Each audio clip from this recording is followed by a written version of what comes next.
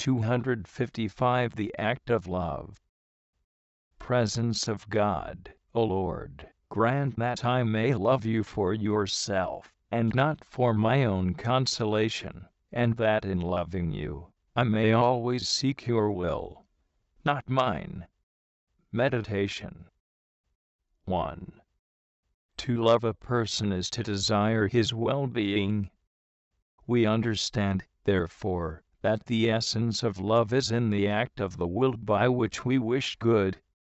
This does not take away from the fact that the act may often be accompanied by sensible affection, making our love both an act of the will and of the sensibility. Nevertheless, it is clear that the substance of real love is not to be found in the emotions, but in the act of the will. Charity does not change our manner of loving, but penetrates it, supernaturalizes it, making the will and the sensibility capable of loving God. Yes, even sensible affection can be engaged in the act of supernatural love. God does not despise this humbler and less lofty manifestation of our love for Him, because He has commanded us to love Him not only with our whole mind and our whole soul, but also with our whole heart. All our powers, intellectual, volitive, and affective, are engaged in the act of love, and yet the substance of this act is not found in the feelings, but in the will. Therefore, when our emotions are cold in our love of God, and we feel nothing, there is no reason for us to be disturbed. We will find less satisfaction in our love, for it is much more pleasant for us to feel that we are loving, but our act of love will be equally true and perfect. Even more, lacking the impetus and pleasure which come from our feelings, we will be obliged to apply ourselves more resolutely to the act of the will, and this, far from harming it, will make it more voluntary, and therefore more meritorious. Precisely because the substance of love is in the act of the will that wishes good to God, in order to make our love purer and more intense, our Lord will often deprive us of all consoling feelings. We will no longer feel that we love God, and this will give us pain, but in reality, we will love Him in the measure that we will with determination what He wills, and want His good pleasure and delight above all things. Besides, it is not in our power to feel love, but it is always in our power to make voluntary acts of love. It is always in our power to wish good to God, striving with all our strength to live for Him and to please Him. 2. St. John of the Cross says, "It is by an act of the will that the soul is united to God. This act is love." Union with God is never wrought by feeling or exertions of the desire, for these remain in the soul as aims and ends. The operation of the will is the act of love by means of which we wish good to God, and conform our will to His. This operation properly ends in God, and is the true means of uniting us to Him. The feeling of love, on the contrary, is only a subjective impression sometimes produced in our sensibility by the act of love. It ends in the soul which experiences it, and is a source of consolation, but we can clearly see that of itself it has no power to unite the soul to God. However, the soul can, and should make use of it to give itself to God with more generosity, and in this sense, the feeling of love intensifies the operation of the will. Unfortunately, as we are so eager to seek satisfaction even in the most sacred things, the soul may easily stop at the sweetness of these feelings, and then it ceases to tend toward God, with all its strength.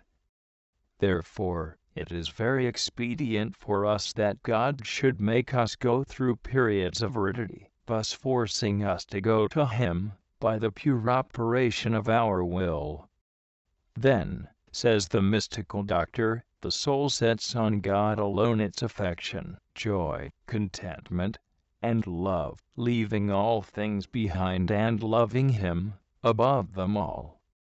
And he adds, he would be very ignorant who should think that, because spiritual delight and sweetness are failing him, God is failing him, and he should rejoice and be glad because he has them, and think that for this reason he has God ibid. No, true love and union with God do not consist in this, but in the pure operation of the will, which seeks God and His will above everything. Therefore, if we really want to love God and be united to Him, we must hunger and thirst for God's will alone, that is, seek His will alone, preferring it always to our own. This way of loving takes us completely out of ourself, out of what is deepest in our ego, our own will, and plunges us wholly into the will of God. If we truly realize that to obtain perfect union with God, our whole life must be enclosed in His will, we will feel the need of being constantly generous in order to go out of our own will at every moment, and abide in God's will. Colloquy. Ah, my God and Lord, how many there are who seek in you their own consolation and pleasure, and desire favors and gifts from you, but those who long to give you pleasure, please you, and to give you something at their own cost, setting their own interests last, are very few.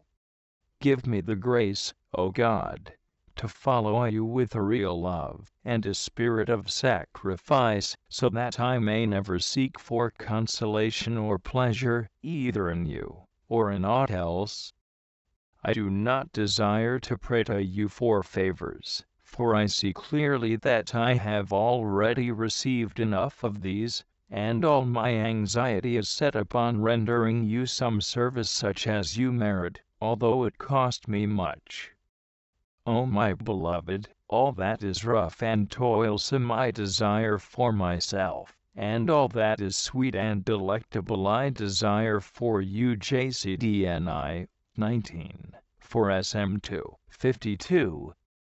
O God, how necessary it is that we should learn to love you without any motive of self-interest, to walk along the road of love, as one should. We must have the one desire of serving you, O Christ crucified. Therefore, I neither ask for consolations, nor desire them, and I beg you not to give them to me in this life.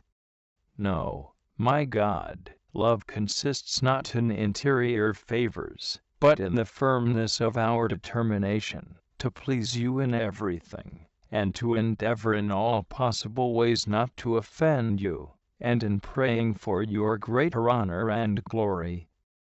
It consists especially in perfect conformity to your will, so that I too want, and steadfastly all that I know you will, accepting the bitter and the sweet with equal joy. O strong love of God! I really think nothing seems impossible to one who loves TJ and C4. 2-13, F5, Con. 3.